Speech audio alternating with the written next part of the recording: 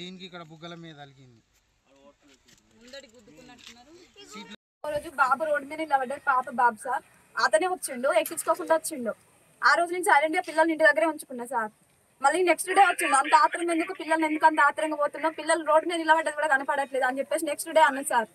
అన్నా కూడా సరే నేను చూసుకోలేదు అమ్మా అని చెప్పేసి ఆ రోజు కూడా ఫోన్ మాట్లాడుకుంటే ఉన్నాడు సార్. సరే ఫోన్ అనేసి నేను సైలెంట్ గా కూకున్నా. నెక్స్ట్ డే రోడ్డు మీద ఇద్దరు పిల్లలు వచ్చి నిలబడ్డారు సార్. ఆ రోజు కూడా స్కూల్కి తీసుకురాకుండానే వచ్చింది సార్. నేను స్కూటీ మీద ఎక్కించుకొని అదే బస్ వెనకాల హారని కొట్టుకుంటా చిట్టపాలెం నుంచి స్కూల్ దాకా వచ్చిన సార్. 9 minutes లో స్కూల్లో ఉన్నాడు సార్ ఆయన.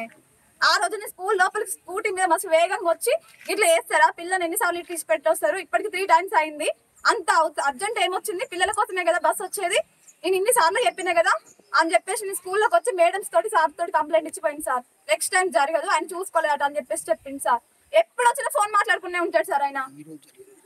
ఈ రోజు జరిగింది అయితే లేట్ గా వచ్చింది సార్. బస్ పిల్లల్ని రెడీ చేసి రోడ్డు మీద నిలబడ్డాడు, లేట్ గా వచ్చింది. వేరే ఊళ్ళు పిల్లల్ని ఎక్కించుకొని వచ్చింది సార్. ఎక్కించుకొని వచ్చిన తర్వాత నేనైతే పిల్లల్ని ఎక్కించిన సార్. బస్సు ఎక్కించిన తర్వాత లేట్ అయింది అన్నయ్య అని చెప్పిన. అడిగితే ఆయన అప్పటికే ఫోన్ మాట్లాడుకుంటున్నాడు. అవునమ్మా అన్నాడు సార్. అందులోకి ఆపకుండా సడన్ గా వస్తే వెళ్తూనే ఉన్నాడు. వెళ్తుంటే సరే సార్ నిమ్మలంగా పోండి అనేసి బాబు ఆల్రెడీ ఇట్లా మూవ్ ఆగానే కొంచెం ఇట్లా వెనక్కి పడబోయిండు. ఎమ్మటే సెట్ అయింది సార్. సెట్ అయినాక నాకు కొంచెం భయం అనిపించింది. నేను లోపలికి వెళ్ళిపోయిన తర్వాత మా అక్క వాళ్ళు నాకు కాల్ చేసి చెప్పింది సార్ ఇప్పుడు యాక్సిడెంట్ అయిందని. నేను స్కూల్కి వస్తుంటే యాక్సిడెంట్ అంటే నాకు తెలియదు కదా సార్, ఓవర్ స్పీడే కానీ నాకు తెలియదు కదా ఏంటిది ఇట్లా బస్ యాక్సిడెంట్ అనేది స్కిడ్ అయింది అనేది నాకు ఏం తెలియదు. యాక్సిడెంట్ అయింది అనేసరికి నేను స్కూల్కి వచ్చింది సార్. అంతే జరిగింది. పాన్ బార్లు నవ్వలే విధంగానే అవుపిస్తున్నాడు. నేను షాప్ అమ్ముతా కాబట్టి నాకు కూడా తెలుసు సార్ ఏంటిదంటే తాగే విధానం ఎట్లుంటది, తాగిన వాళ్ళు ఎట్లుంటారు అనేది నాకు తెలుసు ఫీల్డ్. అయితే నేను అన్న ఇతను తాగుతట్టున్నాడు సార్, కొంచెం చూసుకొని పంపించండి డ్రైవర్ అనేసి కూడా నేను చాలా సార్లు కంప్లైంట్ ఇచ్చిన సార్. ఆయన కూడా ఎవరు పట్టించుకోలేదు. ఈ రోజు జరిగిన సిచ్యువేషన్ ఇది సార్. మరి పాపకి కంట తాకింది సార్, మొత్తం ఇక్కడ వాపు వచ్చింది. ఇంకా లోపల బాడీకి ఏమన్నా తగినాయో తెలియదు.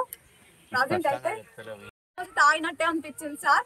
మేము అందుకే ఆయనని తాగిన అనుకుని అనుమానంతో వచ్చినాం సార్. పోలీస్ ఇన్ఫర్మేషన్ ఇచ్చినాం సార్. ఈరోజు ఆర్యభట్ట స్కూల్ తొరూరులో మా పిల్లలు మానవాళ్ళ పిల్లలు చదువుతున్నారు. డ్రైవరు ఓవర్ స్పీడ్గా వచ్చి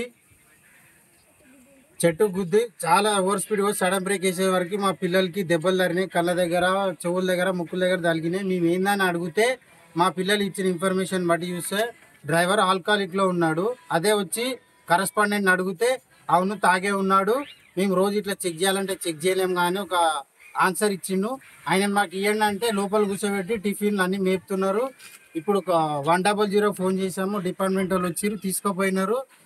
ఇది రెండోసారి. ఆల్రెడీ మా పిన్ని ఒకసారి కంప్లైంట్ ఇచ్చింది మా పిల్లలకి ఈ విధంగా అయితే ఓవర్ స్పీడ్ నడుపుతున్నాడు అని. ఇది సెకండ్ టైం. ఇప్పుడు అడుగుతేమో మేము మందులు ఇచ్చినాము, రేపటి నుంచి ఆ డ్రైవర్ని పంపాను అంటున్నారు సార్.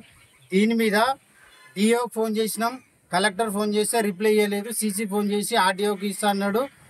డిఓ ఫోన్ చేస్తే నేను బిజీగా ఉన్నా అన్నాడు. ఇది చాలా స్ట్రిక్ట్ తీసుకోవాలి. చిన్న ఇన్సిడెంట్ కాబట్టి ఏం కాలేదు, పెద్ద ఇన్సిడెంట్ అవుతుంది. దానికి ఎవరు సమాధానం చెప్పాలి అనేది మేము చాలా సీరియస్ యాక్షన్ తీసుకోవాలని డిస్ట్రిక్ట్ ఎడ్యుకేషన్ ఆఫీసర్కి, లోకల్ ఉన్న వాళ్ళకి, ఎంఆర్ఓ గారికి, డిపార్ట్మెంట్ అందరికీ లెటర్ రాసి పంపిస్తాము. దీని మీద చాలా సీరియస్గా యాక్షన్ తీసుకోవాలి. ఈ మన వీళ్ళకి లిఖిత పూర్వంగా కూడా మాకు బస్ డ్రైవర్లు, ఇంకొకటి ఒక బస్ డ్రైవర్ ఉండాలి. బస్ డ్రైవర్ రోజు పొద్దున చెక్ చేయాలి. ఎందుకంటే బస్సులో 20-30 మంది పిల్లలు ఉంటారు, చెక్ చేయాలి ఏమున్నాడని. ఒక క్లీనర్ ఉండడు, స్పీడ్గా నడుపుతారు, పిల్లలు ఇబ్బంది పడతారు. కాబట్టి దీని మీద మా బీఆర్ఎస్పీ స్టూడెంట్ తరఫు నుంచి చాలా సీరియస్ యాక్షన్ తీసుకోవాలని మేము కోరుకుంటున్నాము. బస్సులో 30 మంది పిల్లలు ఉన్నారు. ర్యాష్ డ్రైవింగ్, చాలా అంటే చాలా ర్యాష్ డ్రైవింగ్ నడుపుతున్నాడు, మందు తాగుతున్నాడు. ఆయన ఇంత ముందు కూడా మా పిల్లలు అంటే మేము చెప్పినాము, నువ్వు కొంచెం నీ తేడా ఉన్నది, కంప్లైంట్ కూడా ఇచ్చినాము సార్కి. ఇస్తే మేము చెప్తాంలే అని అప్పుడు ఇట్లనే వదిలేసిర్రు. ఈ రోజు అయితే తాగి కొంచెం 100లో 99% అదృష్టం మా పిల్లలు ఏమంటు ఉన్నది. కాబట్టి ఈ పిల్లలకి ఏం కావాలి, లేకపోతే యాక్సిడెంట్ అయి పిల్లలు చనిపోయే అవకాశం ఉండేది. కాబట్టి చాలా సీరియస్ యాక్షన్ తీసుకోవాలని మా బీఆర్ఎస్పీ పాలకుర్తి కాన్స్టిట్యున్సీ తొరూరు మండలి నుంచి డిమాండ్ చేస్తున్నాం.